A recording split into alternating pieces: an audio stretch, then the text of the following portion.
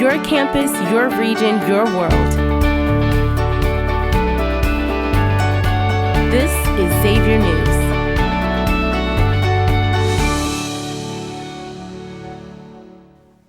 A new development has occurred in the saga of ex-UC police officer Ray Tensing. Cincinnati City Council unanimously approved a resolution Wednesday urging Hamilton County Prosecutor Joe Dieters to take all steps necessary to pursue a retrial of Tensing. Council members Yvette Simpson and Wendell Young sponsored the retrial. It notes that 8 out of 12 jurors wanted a conviction on the voluntary manslaughter charge. The resolution reads that justice must be served regardless of the background and ethnicity of the perpetrators and victims. The Cincinnati Zoo has since improved the gorilla barrier following the death of Harambe in May 2016.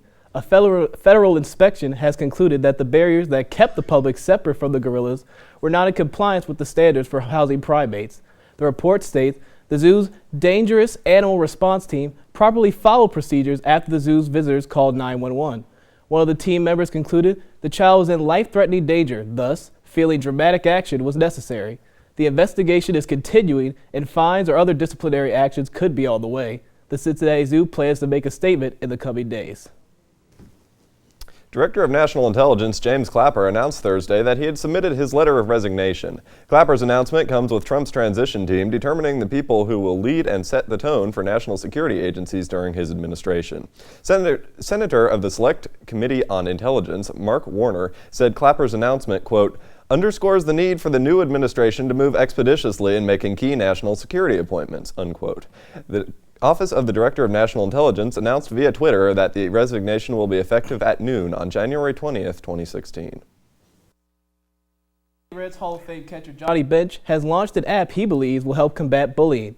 The Smithfield School app was created by Bench's tech company, Mobile Works, which specializes in education platforms.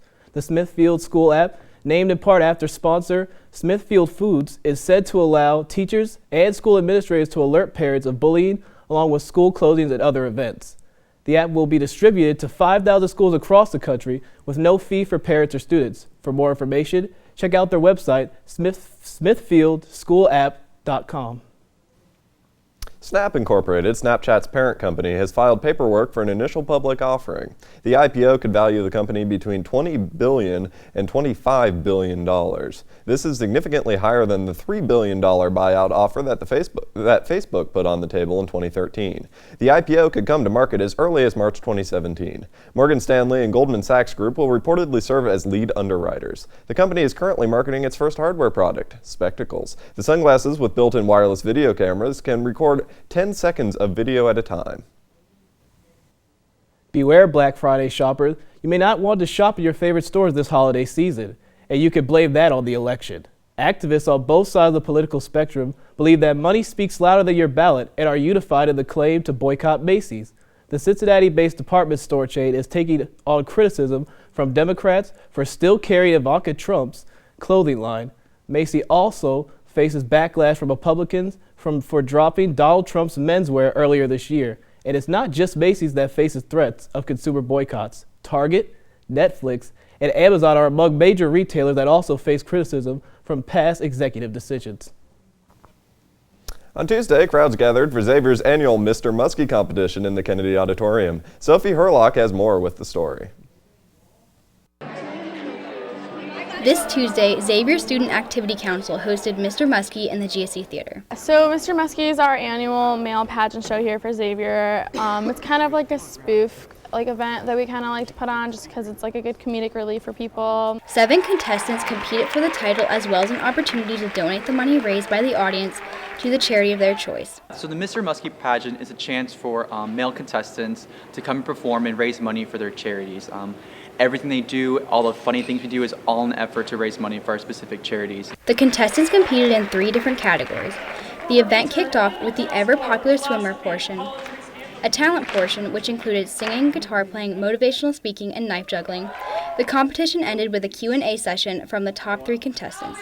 In the end, Alvin Schneider won over the hearts of the audience and the judges with his juggling and magic act, and became this year's Mr. Muskie. It's been a long road. This is my 3rd year competing for this crown, and it's been a lot of fun, and I'm thankful to everybody that's really helped me out on this journey.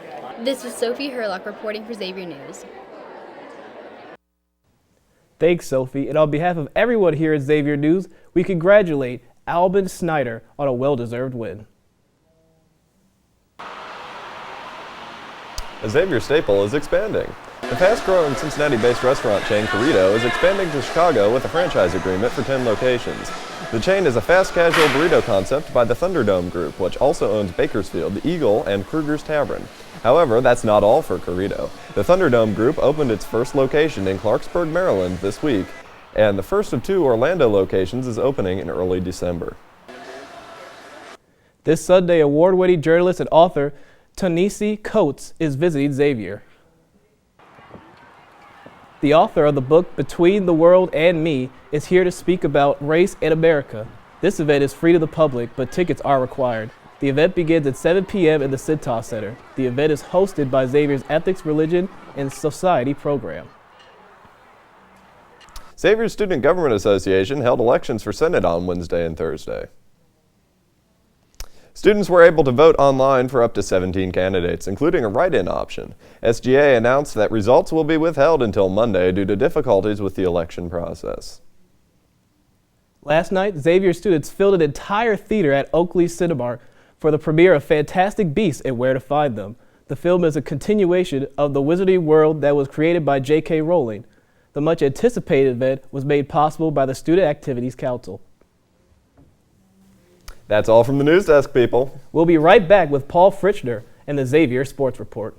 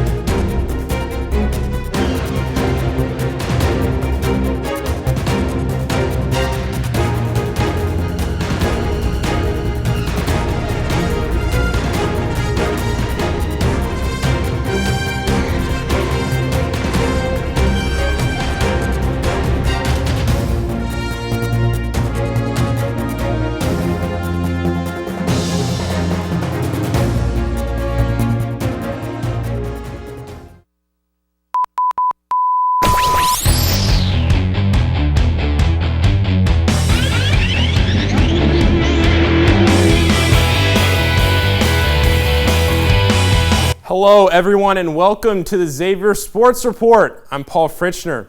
I know a lot of you are busy watching the basketball game, but I'm here to give you a halftime update because that's where the game's at right now. Right now it's 41-32 and JP Macura has a career high 23 points, and yes, it's only halftime, 23 points. He's still got a whole second half to go. They're playing Clemson right now on ESPNU.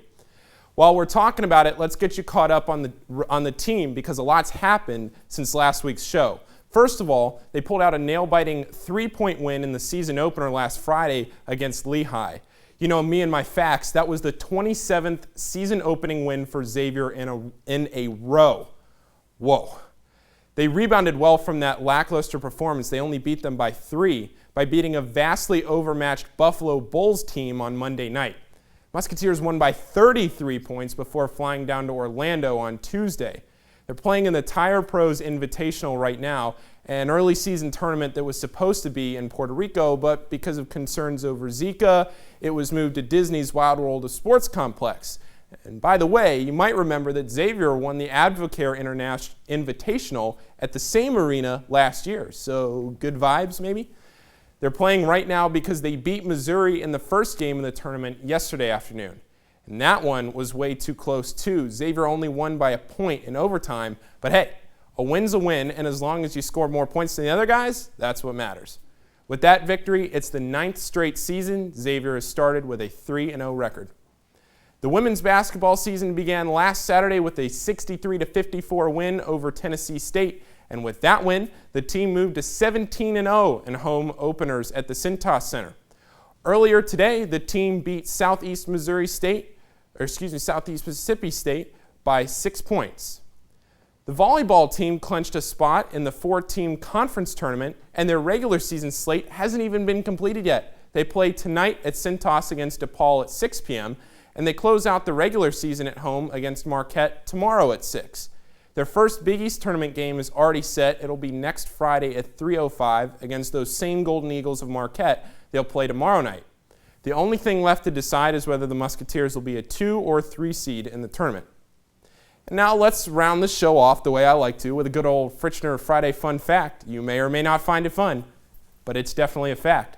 Just a quick one today, but something you might easily gloss over.